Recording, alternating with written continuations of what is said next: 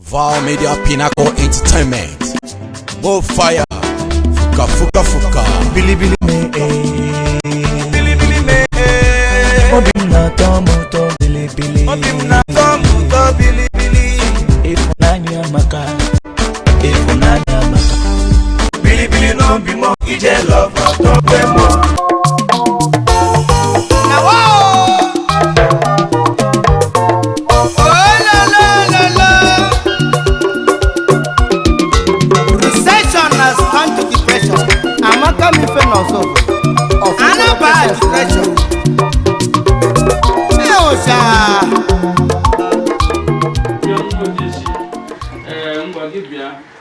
A government ahụ ga-eba ala gị gọọmenti hụ baa nwe were gọọmenti nye allocation enye that allocation were 50% nye nụ, but at the end of the day, of course, it will never be that 50. Nwa bịa ha nwere percentage ke gọọmenti nwere ha percentage ke ndị ụyọ, so mgbochi egicha ahụ they see that they make a lot of money from there, so nwa bịazịa they will do whatever it takes to accomplish that. And give John the guys, well, we have for no, after all, I hear home, I'm a government papers. I'm here, Eja Organ de Shimu, Amani, and the house and also. Much going to Mesrocam. I need any facilitators, I need any agents, I need any attorneys. Iju alani government release on alani. And anybody gashingwa or a housing ma any alani. If you do that, you're selling off or you're selling out. Because give on the house and move it allow for what? I am with a man we can personally we can get our own release on our ancestral home without involving any of those third parties. That's my point. This past Tuesday, I spent almost 2 hours with the commissioner for lands in Honorable Ebe Lands, and then also Anna housing Nonda lands. And when the housing may I complete without going through lands, they must. I say I could champ for Alaya. So, Emetawa Agepa Alaya, the commissioner for lands. So, my apacha, Yagwacham, because they didn't have Bolamia before, Etilam original release here, release the lands, then Bekani Alani. I've been fighting on that for a while. Like Bamji Gon before we came in Megalande over Ebe Damene Akachiba. So these are things we've been doing for people, and these are things we can also do for ourselves. So, and that does not what it does is it takes away the power of the government from our lives. Government is it has to be something very positive. Oh, Abia Ewe Alani, Mananya Dwayet. Orehoma, Umezrokam, and you push in control of a land completely. Get out of the Chile, Yasola Giga Bajapunga, Yasola Gige, Yasola Gige Gia Gopi. When a horse torogi, now you get that, now your power. And I ended the home, when was it Yabama and Yeshemba, Gimwe Umubiri, Yemi said, Mamnegi government power. No, I know government. And we can get our own Aisha Haitro official release, which MNM apply with the government a while back. Umezo can come together, have a push, release their land, and reaffirm the right of the individual to make her soroya alanga Migeli Kege Aloma Yegalo.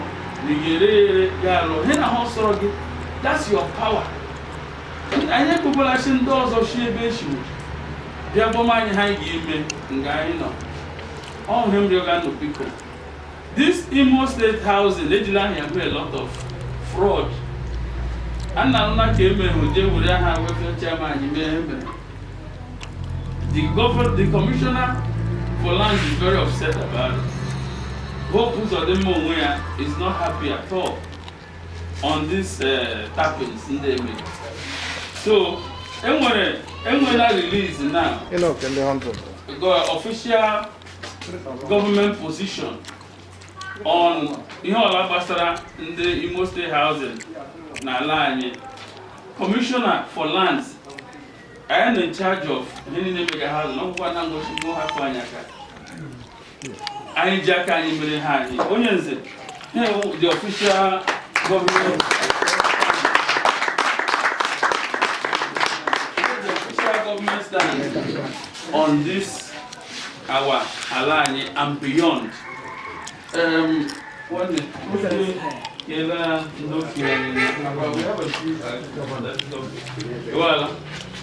So, onye ọla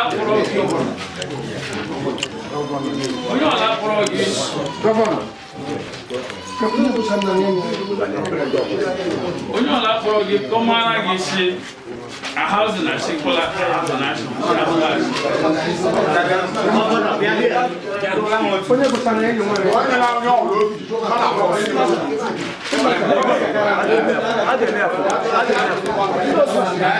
okay, let me tell you one more. To you, the housing commissioner, Hannah Jemena, I'm going to use the commissioner upon you. Nazam no Kunda, and we commissioner actually be hall and that. Only all I've got is a commissioner for housing to them. No go. And we need story, Munio like it, it's a dead story. Commissioner for land, Chobanoshi, Ayatoro, Iwere Hall, Ibasara Hindu Resoroka. Eventually, they will go through. Sorry, the commissioner for housing will eventually go through commissioner for lands, and commissioner for lands will only can. We all like give me Resoroka, only that assurance. So, Bikonu. The last time I'm going to help Pani, is there any other ways I can share? I will through housing and action. I bear not to never can. Please, let's stop all that stuff. Actually, I'm okay. No, you're okay. Charles on the main Bikonu. Hafu. As I know, Nangiga, no Giria. Hafulania, Ndemuya. Umesrokam, and young home communal land. And young home, I like I see here while Umesrokam. The only man will give by and I show Umesrokam, where emotion that Bunya, 3 plus, that Banasham Machiga, most handing over to us. That one of communal land, and I think it's under the chairmanship of the welfare, under the control of the welfare chairman. Yes. And the whole like upon him, Odin Alanda, I don't see any involved in the council of elders. I'm on control of on the welfare. Every year, Ojarema move about those documents original. Presented in the council of Noki. Allow him to look away, the funny hour. Okay, no, honor. And we be him and Allah. Okay, fine. That's how it's run. So that the man, the people are not Anashi, Chineke, Allah, one under Vunia. So that way we have, and then the next welfare chairman, and with that continuum. That next welfare chairman, Aparapa, that same setting, they have to the next level. So that's why they say government is a continuum. On that in that regard. Then, okay. Then, Gibealaya, Gabion had that now. And a lot of tapping from in the Sati Brigol, Epompiri, Sati Brio, Sati Brio. Okay. Okay.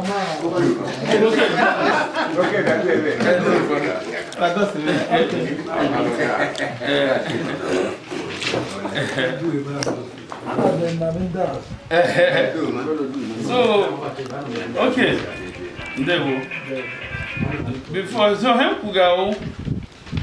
Okay, circular hammer. I think I briefed you on the phone. April Taylor. So, and the Commissioner for Land, the Commissioner for Land guarantee that we need to just keep pushing on our own. And again, because when we have Shimeko, Umezroka, my president, and log together. Only all alaya for anywhere. I go say Bakoro, Choma allow together. Only all actually Panyo, Makalani, and Agikwe. Oshimiri Nonga. Enwebe njebe has a mountain nwa Israel shall move brush land. Machine mo wash. So a Russian day she agankwe he undu mezroga map omo Oshimiri. Even Oshimiri metashi ekwe hu the amount nwo chore but metagwashi mo ema still nwo meru ala delia. They are supposed to mo Five families. Yeah. Just from nowhere, man, I just buy alumizroka. We bulldozer. Bulldozer land. The only excuse is well, Homura land where I need la beleba. I go one day say I around every 5 years. I go to Saralaja Pai. That's how our lives have been. More like Japuro, unless I Okikaranka. Japuro after oil 5 years, then Jenga, gently higher. Oh, why is that on a bit? So, because we met Jehoje, I did 2 years. Get the bulldozer line, Chanda was a whole kill. Nabian say, okay, I get Cholandes, when I should be for what? Well, so more like something like that, we have to be our brothers' keepers. Galo mo guke me to ha ogan ga beru lagi. Mbaleke ndalo ha. Ebe federal housing. Commissioner of Alam map eba. Government released a portion of that place to Federal Housing Authority. Ngonga ho okwa banga hala anyi no. Nwa ucha hozugbe. So by default, ngai were town any nine again. And by default, all are back to Zembala. I would have coming now. They got do another fight though. They got do another fight. So give ya had been honing foot of that ashi and I've got federal government years ago, which was 1970 something, and this same lie will problem and we got part of the problems and we got now. Some of our people join federal housing, housing. We just remind the language of foot and who are lying in Mobiama. Me onyeshi, I am sunu as again and after all, I will give away the giga. So, Mobia, Mwajeku, I didn't invoke Futo. Rochas, and we have a variation and release. Rochas varied the area. Not to a Futo. We're federal government. So my friend the rest now will free land to the natives. So natives instead of people. One the photo, they are also professor Ogolo. Apa River State. Shahi ahuna photos land. Yana kuja photos land here make grand area. Then Mosha no come abiashi home stop.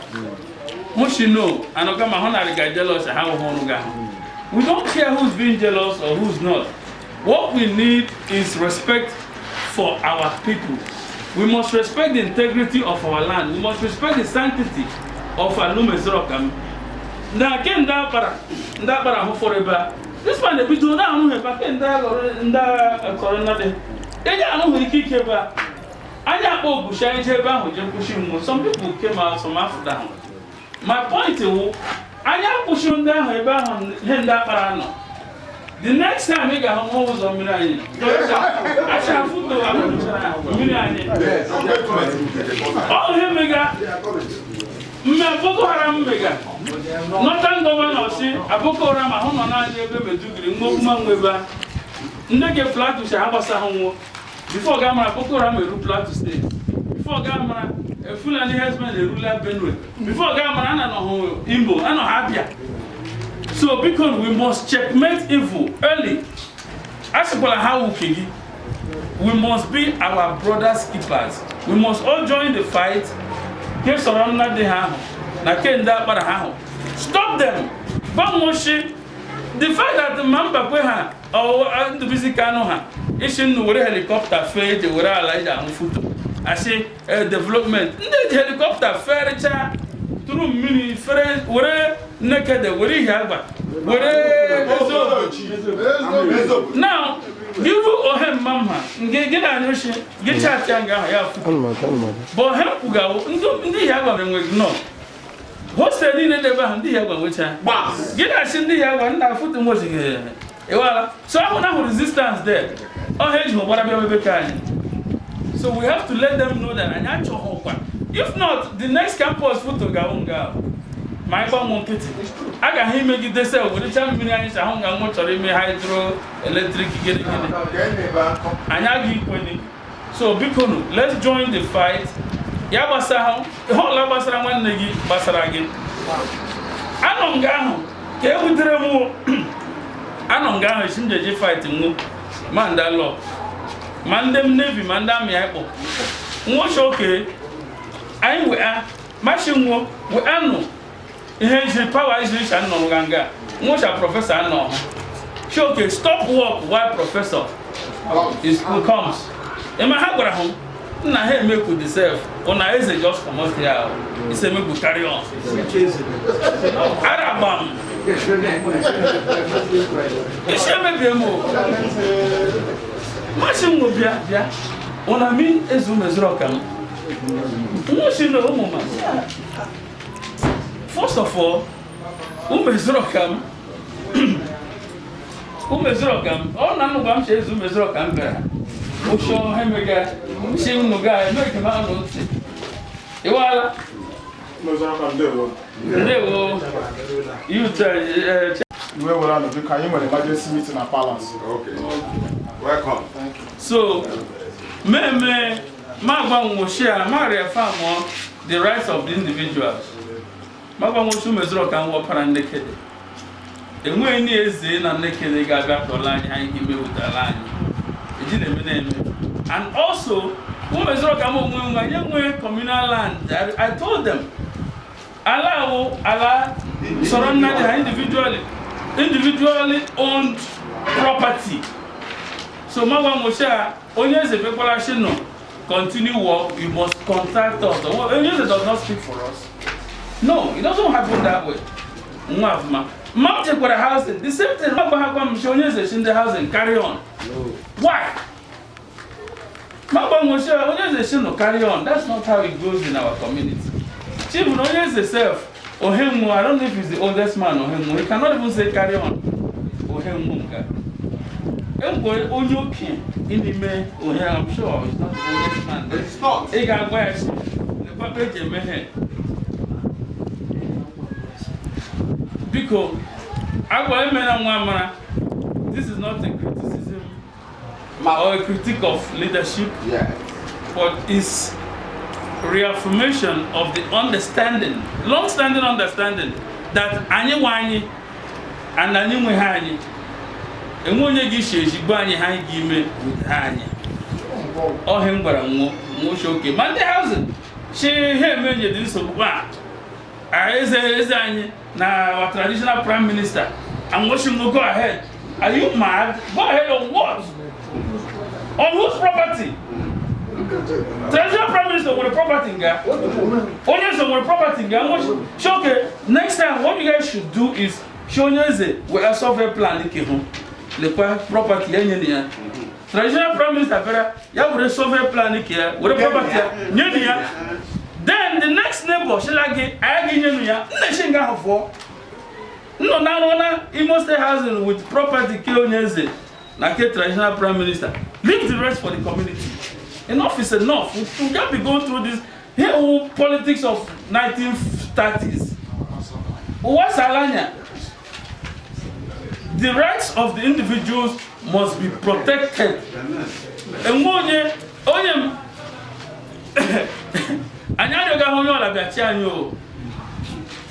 we're not looking for leadership. All we are looking for is peace and tranquility. Behind the brimbo or by the JP. Only one name when it's a wala, except to lawyer amongst ourselves, preferably, instead of Beji. Because and then the house, no, I'll repeat it again. Anybody brought to you, a house and a Sheila house is fallacy. It's a dead story. Commissioner Orongoku is a lie. Commissioner, the only commissioner get on this matter, that's the only commissioner question for now. But Mokuria, Mokuya, Agama Heme, enough is enough. Girubano, some people shall heme, Moja Pogante house and 100 like it's okay, but him to know what I will. Bahum is not coming for. I know one no one. Mirena can give me fight for the rights of Ebekenu, Umunek Ebekenu. It's not the most, but you have to have that brotherly relationship going. How would you feel? Now we are ready for allocation papers, Negi, from Imo State Housing. Imo State Housing are there with 500 plots from Umezorokam. Whereas there 100 plots, no, maybe 100 or 50 plots in Yenu, shall compensatory plots. Yeah, I will get government paper. Compensatory plots. Are you mad? The same compensatory paper you can get on your own. That can make you pull ahead. I'm going to petition now to release our lands to ourselves. It will happen, but we need pressure. That's why I'm going to the government house. I need their people to come and hear our people so that they can report accurately in the media so that there will be no more distortion. Government media will now understand that our people, we know what minister we don't want. Those 4 plots or 3 plots allocation actually dash again. Give Yamaho, fight ebe, value ebe, lielu, MK, ya hajio. Give me out times 20 of that. Ya me like you can wage it for your brother on a private acquisition. So, you can know him on no distraction. You know in a competition. It's either your banana or your housing. There's no competition here. Hey, is one. So, and when you give us a got one house and a banana, and a lie. Got one house and a one individual. You choose what you want to do with Alage. So, my Dr. Kuola earlier about we need to have a strong petition. Bush, a draft dollar something. We will review it in the elders na a review here. I mean additional language because we need very solid language. I need the romance language in this matter.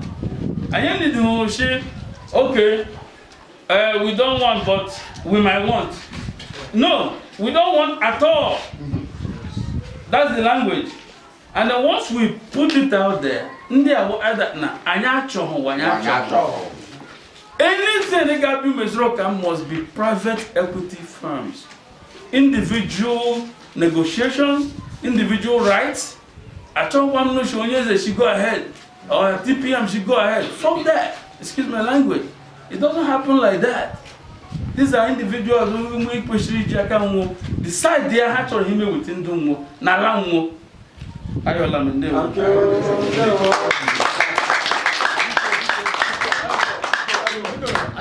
How is time? I want to yeah, okay.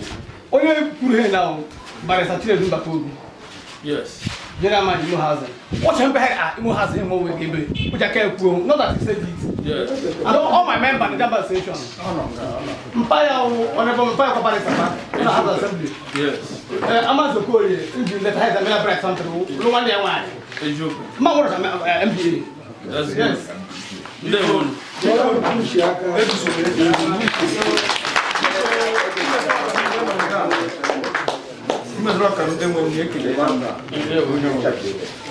Ilekwanụ nwanne m nwoke ya bịara bịa gwa ngwa anyị okwana anyị anya emega ebeka anyị ebe biko nna eweli iwe o nwere ajụjụ m shi m ajụọ bifo gafu ajụjụ ahụ enweghị ha ọzọ nna achịla na mkpọlaga anyị ajụjụ ahụ wụ this man that goes by the name Anukame. Ele ihe gbasakwa nne ihe gbasara ala umezoroka. Ọsa wara m shi. Ọ ndụ mdoche na eze nwebe a. Ndị nyere nwo nyega ya ala. Ugacha ho ala fu. Ebe bi arịkwanụ ala fu ọwụ. Because every time akara ya mma ide. Even leader ndị Catholic last week. Ọnọ ọkwanga what do we do with such a man? I don't know. Master, may I help you? Let me say something real quick. Because Hemsima want about it, you can continue on that same topic. You will have a one moderator. I take on it. Anukam, if you have some do measure come, share 20%. And when you are 20%, you have one attorney to help them fight for their land. But the funny thing about this, it already help and fight that for land, but you're still saying a land you are futu. That's too much ambiguity. So if anybody, let me put it this way, anybody should actually help and you attorney or whatever, you may for free. But we don't even need them to get what we want. That's the point. So, it's okay. He's a good guy so far. I've met him once or twice. But my point is, don't all of them. Why is he putting ads in the papers talking about he is scaring away our investors, and he needs to stop that. Because you cannot say to you, you're not reaffirming the rights of the individuals over their ancestral property. That means man of Chibiazo, Allah, okay, when you need help, maybe only choro, your wine, or something. I bet you, hey, I for pay you, but that I no come and no one problem. For what? And when it's also on top of our head. No. Nobody should determine or that's why we need to fight all of them. We stop that ad. We have to go on a media blitz. We have to go on a media campaign. Anywhere known or any such ads, we attack them. Welfare. You're doing a good job so far. All those ads, therefore they go low and they may counter ad. We have to fight them toe to toe. Write them out. Good for your legacy. Fight them toe to toe. Already enough, these people control the media. When they control the media, they think they control our lives. That's why the pro-government media see Bema. We know they play. We don't want. Okay, can go ahead and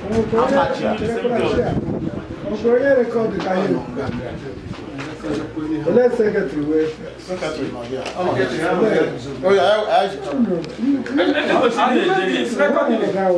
The whole thing is captured.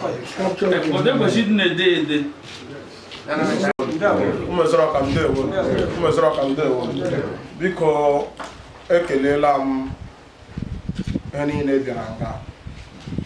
here in Japan, the strong belief that how will I take the decision is abiding. Yes. It must not be only when the welfare chairman or council of elders on an individual, you can spread your search with information. Gab Apa. Call line, like yesterday he called me, Yasmin Biko. can I permit him? And the here actually may I shall go ahead. Since we are fighting on the same course, let's pursue this thing bomber to bomber. On the contrary, good until Abraham Yapa on the same land issue. This morning, my source from the government, which I've been working hand in glove with the man, a release a white list, white paper, a release yellow. But when I'm not here, no email, a woman and actually a got pages or a got but the information is that Alume is rockam, just like what the GM Ebaramage face to face, Nando Yoribi. Here, all land grabbers. The commissioner, Yawanina Galaya, now, Ahupanaki Joku. Ebe Shirimwe accusation now from what beings in British. That is the latest information at Palace now when he called me that I must try and get the white paper now. Just like what he said, that we must have a strong petition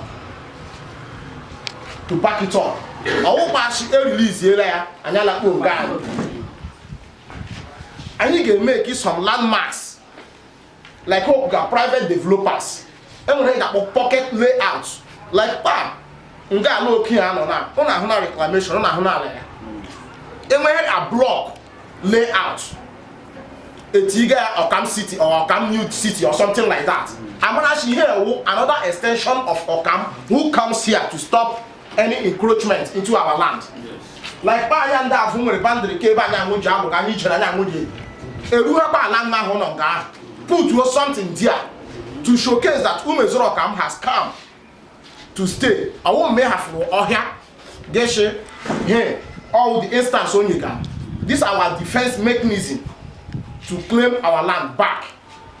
By so doing, and again, you're at the ground. Yes, and I pray, like Hembaraya, last government house, my job, away go. No matter what it will cost, that white paper, you have provide here under 24 hours. Man, would you give a copy? By his grace, I get Papa, may you know the copy here.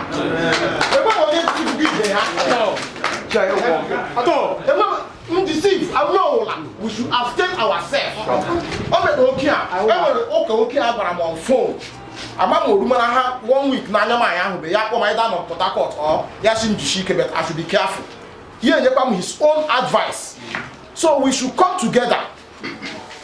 Let the whole of reclamation, then when him analyze the other day. Mega City has been released, quote me. Remember I heard a Mega City, remember I heard a Centenary. Actually, we should go back to the status quo. This status quo, before. My uncle from this one in Debeni, everyone him I discuss. Reclamation is shaking itself. Everyone him and Debeni you discuss. Mama Debeni shall hold your peace. Let me confirm from my source. As soon as my application that thing, my Palace, Apomshe is out. So him shima gbano like action not take it. Step not take it. Okay, I take it. Don't you remember the current commissioner for lands. One who which information okay.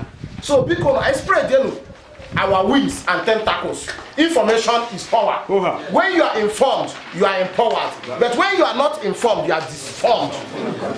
Because I am Koshe, Obahu, Ekuma, Mohaji, Echem, Oka, Achaka, Jaka, Abano. Because I'm promising in the next 24 hours or 48 hours, by His grace, that white paper, Panuji Jirike. Onyo la dijia and umezora kam onyo la imani ege no shi azu ijeru anyi oga ru onwe oga no family because when you put this thing when you move out before Okia what GM said baffles my imagination shumunna anyi da ge shi azu anyi ejeru anyi very bad umunna anyi da Gesha Swani, a J. Rani. Hemma, what ya wụrụ ya onye ọwụkwanụ Ụkwụ ya. ayọla Welcome. Thank you. The welfare chairman. Iwe wela nọ. Ndalọ. Mba iweniri aka elu ke ma mgba kwuo kala ha.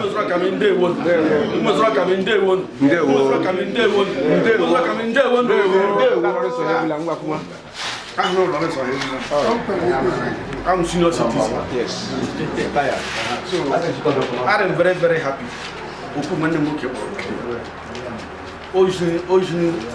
Onye nwere respect for these people.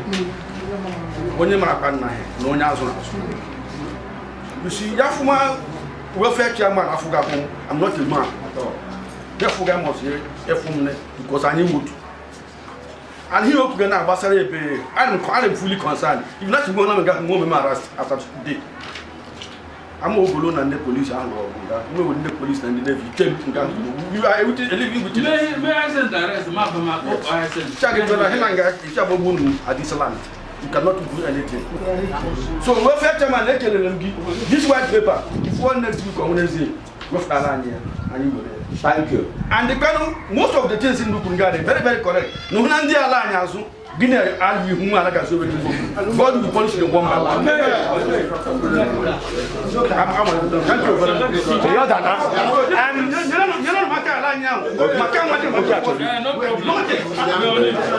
Biko mbachere no oge ruta no nyo wo la o wa gnes mama okay I'm lawyer sir.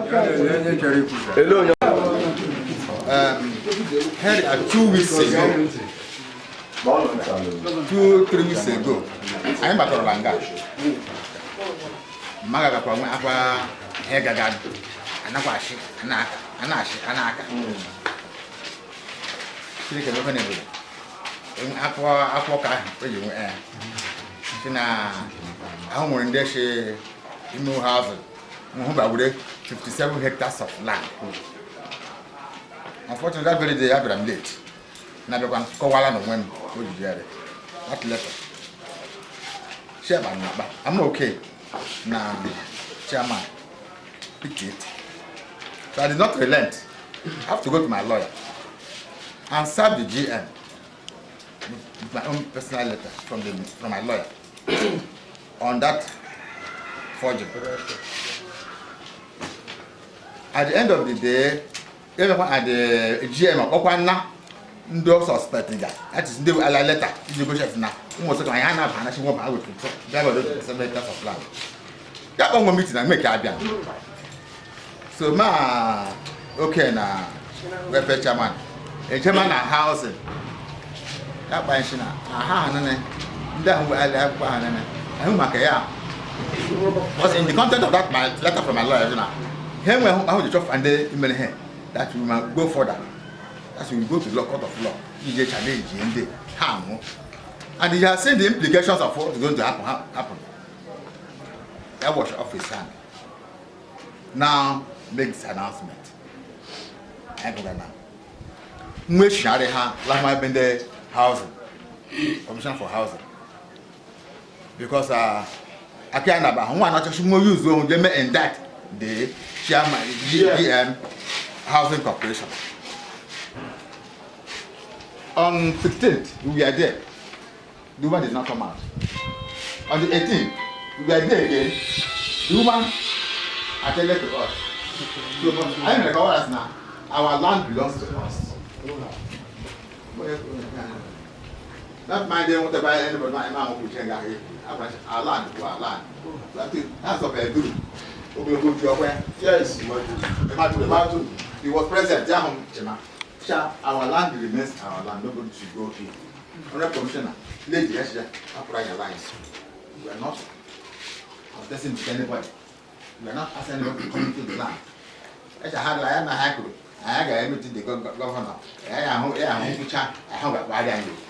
I came here on Wednesday. 18th. Thursday 18th. I can meet the governor. I have to try the governor already. The commissioner for lands, they are aware. And on a feed like the governor on our implications, our reactions here in Numezero County. So I'm going to say, governor, now you. Because the other day, PA was trying to tell us that now a whole government will make and we get stop for child don't worry, go in and collect. What happened in 1929 in Aba? We happen here in Umezroka. So that's right of the man. Okay, men who do Umezroka. If you think the government wants to come in, then they can come in. Child, they can't do it. So the short and the same man I'm not older. I not give a 2 man. Was the only meeting up on Monday, Ejehoya, the journey, Epushon, the Ada. So that's why it's better for you to go and here. I shall come and wine gentlemen who cannot here. So hang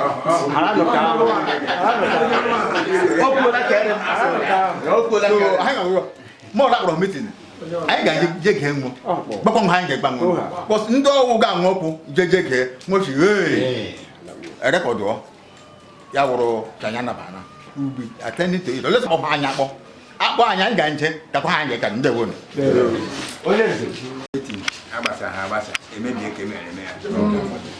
Every meeting is continuous. I'm going to party sure that you can do have a man. What you enter into Andy Pan does can you man? Woman does which are a nebe, maybe. And I didn't get Hunganino. Give it by the right side. Umi can open at Chubaman. Get your left side. Umudochi at Chubaman. Get your Shinda at Chubaman. One key I need for Anini. I now give question government in Anania. Now, and then one or plot I don't know how to use it. Or remote as well as Hanibagalani. I had a man I knew Barala. Onyola, where my Japus Romanomia. Yaramakwanaga. Yarumo to plot. There will be a Gabriel Baggy. As long as all your individual choice. Umezero Kamenwe communal land. Giberum Gia for who was a communal land. Apachara Yofu. Ego she did that. Oh, a family order when it came. Family order when it came. Omeke Yoneke Bear in Okubi. Now, government in your annual day. And you will allow you many high to each year. It is our duty, traditionally. Only I'm here, I am here. You have right over your belonging, mostly something ancestral is your own. It is our duty, you see. Only Mbabia, there were Anyana Genge, or Anyana Hogenge. But you see, a man who gives you force, okay. Sige Biama, ya, we are like it. Nanya Gibaki Habe. Wherever Bakupo, Pegagaka, Gabraya Gare, give a problem, you cannot sell it. Okay, again, but now she ought to the ham, one you marry, I to one school. Much was she married one brother, remember. Guess I'll get him. No way. Everybody, I'm one brother. A money we keep man, get him, Miami. Yeah, boy, what you mean? Manam, let me tell you, get Banunti. Only no gani. Shania, Abuja here. Again, what do you also? I will give you here. Now, let me tell you, if you're not I need Janon give Puga Kuchan. I have only Kuchani. 1 nanya, 1 nanyala. And yes, I have to flag of it. To ruin your carrier. Mana la class, Jaboro knows. Ya will go with you. The woman went there. Actually, I don't know the I have a new Kuchani. No money room, Ligidem Waja. I don't know the or if I had him now, I had him out, Yonia, Yawa. You want to move in Ireland? Oh, Kega 50. Oh, yeah, you don't get that. Oh, yes. You cannot drive them. Again to be moved, they might allow you. Oh, will allow you. Or you only have no when you're a Lydia. We don't know, and we cannot stop it. Only care for a boy or would you? Yeah, we don't back. Oh, when then on it came more, there is a channel here. Naja in the government is my allocation. Only a Lika who care, actually, only got on it, room on there, Bamazo. Roma Ruka, Roma Yokan, Yamokoya. Welcome, sir. Welcome. Thank you very much. The meeting. Okay.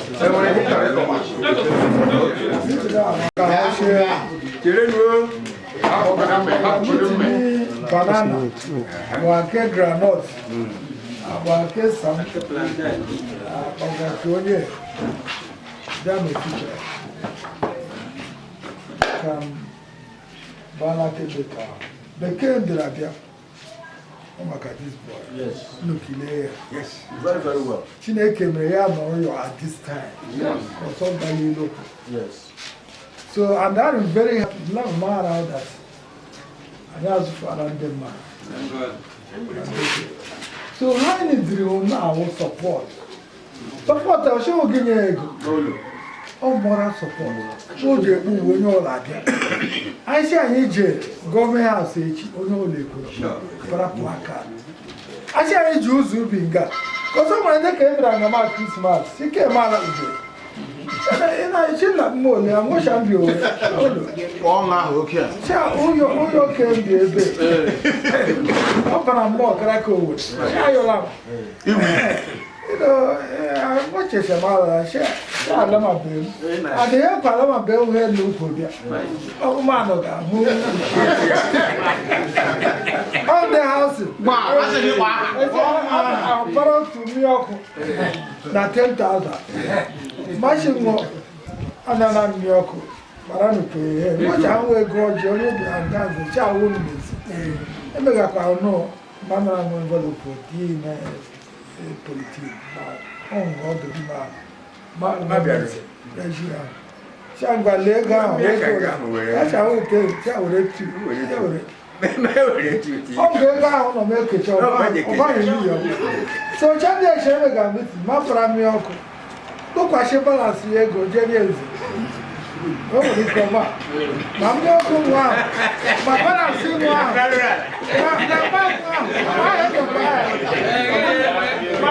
Why did I say where I go, maybe?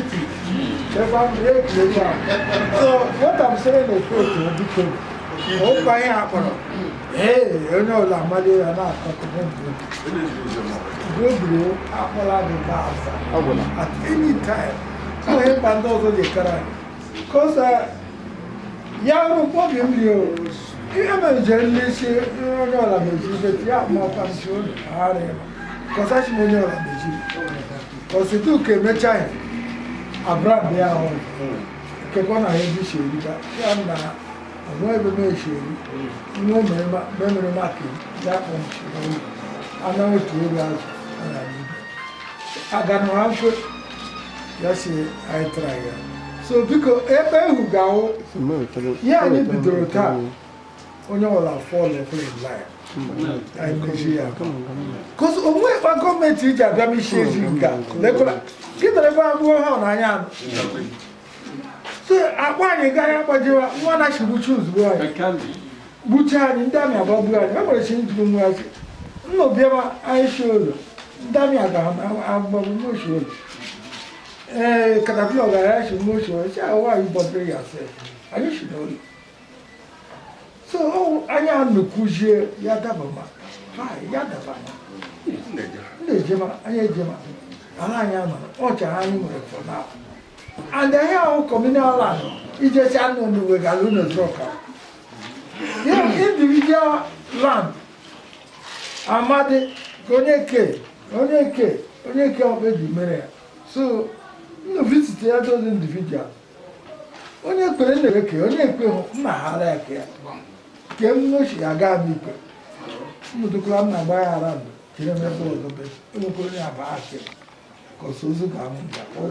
I trust you. So, what I'm saying is fair to be Cocolano. I do too.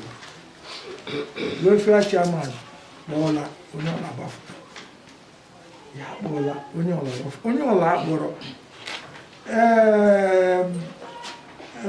you chairman with information. Yeah, pass. So I am not going to labor for now. Because they can be bad. They cannot go to it. My battle. Bulldozer, maybe you know.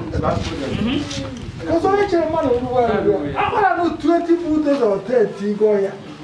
Masha Jack Robinson now went to bar. The mama why create their confusion? Because I should run the case. When actually came over the other boy at this time. I want to get into my car on your case. I don't know because what to him out. One year now, we are you will catch it like we Ghana again. Oh, yeah, what for? Next, I'm very good for the other. Yeah, no, share no agent, make a David came. Because never like how can love you? Yeah, love you to that.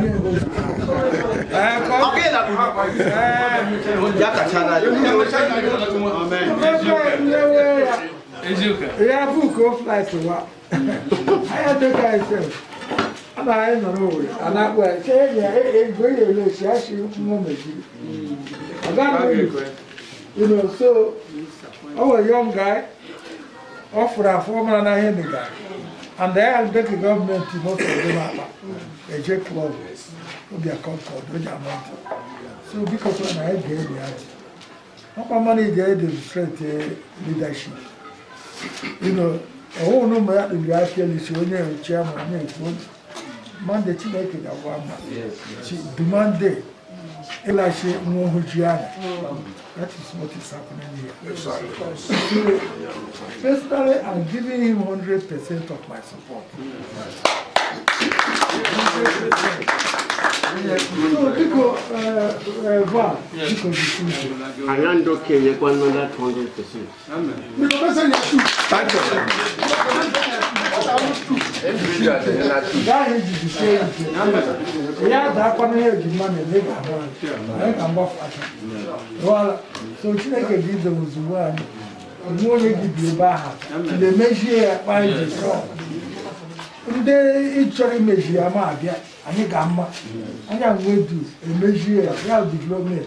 I am not going to take it. You may development. They care you. Eu não acho que é uma gala. Nós estamos no momento da Concord. Meu pai, mas eu consegui uma. Só uma da equação. O gato está dizendo, não é família.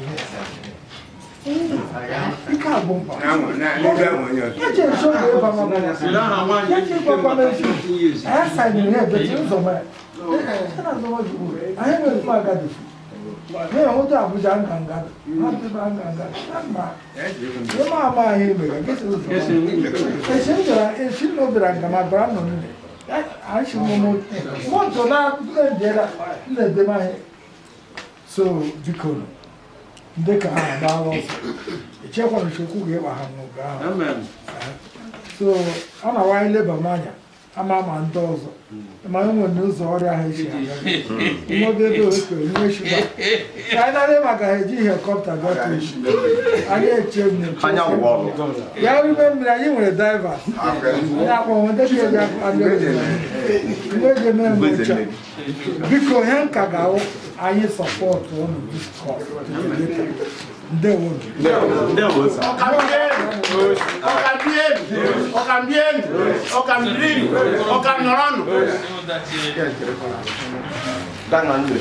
want to say,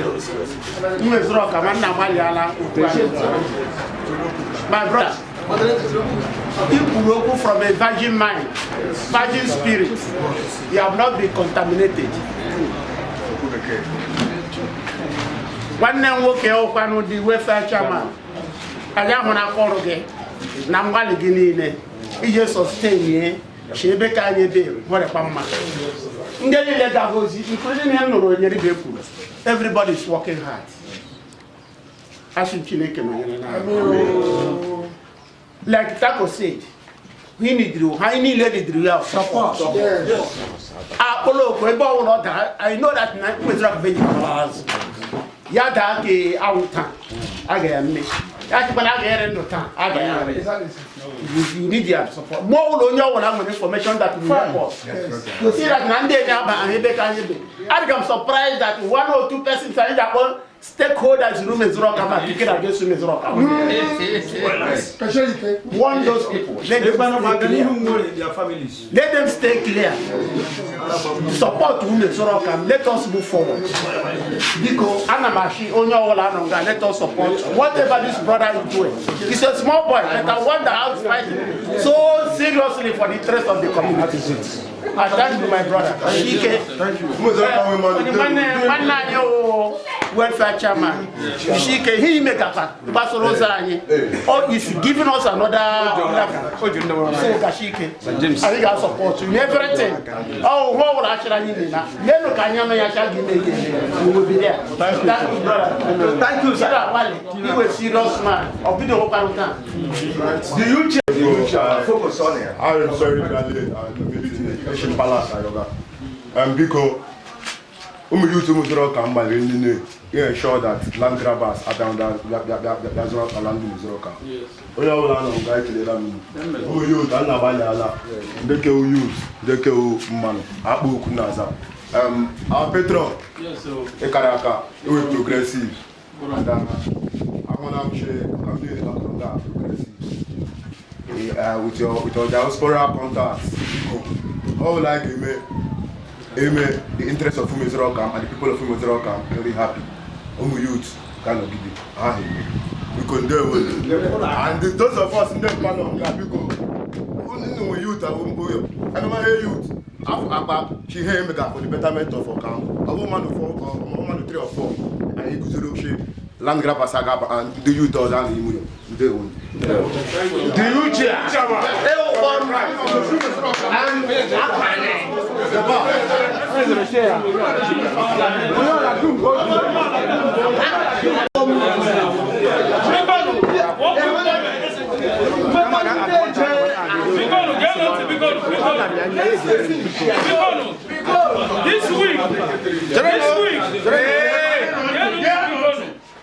This week,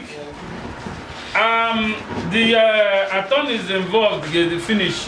Bush, you have other draft. Okay. A layer in the UK, get layer. Taku, welfare chairman. I layer. Once the language is completed, I can have for that petition. Oyons the UK Amade. You know, you must rock. I'm sure me through Gobi.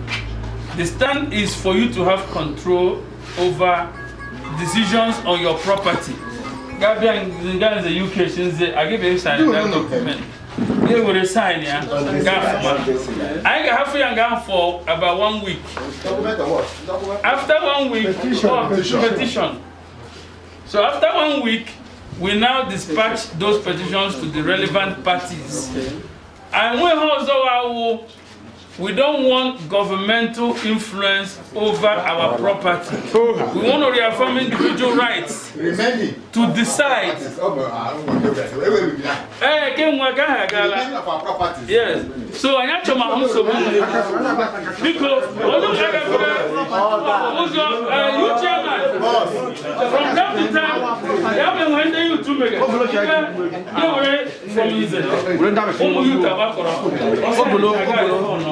On my land. Send soldiers and military men. Let them shoot you on my land. Without giving me 1 naira. So that the government has president here already. Anyacho home. Oh my home, why you? Anyacho my home. Anyacho hato. You are so home like I am a woman. Because I'm meeting the Kabasara. Yes. I should go when you can. You can go and be. Onye matupu bọchị taa abọchị ahụ kpata ajari ata okere taa yo ụbọchị aga-ejizi ọfụra alụmesịrị ọka and ana m ebumobi na ezefụra alụmesịrị ọka n'aha Jizọs biko Jehova onye jike niile onye anyị na-ekpere mgbakọ anyị gbakọrọ nke ya ọkwa mgbakọ a ga-enye testimony in time to come.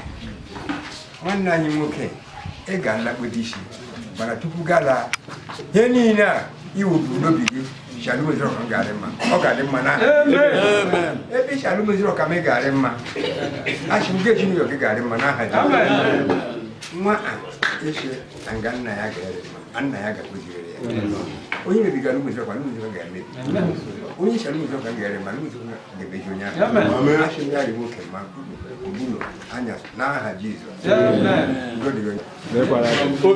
Praise the Lord.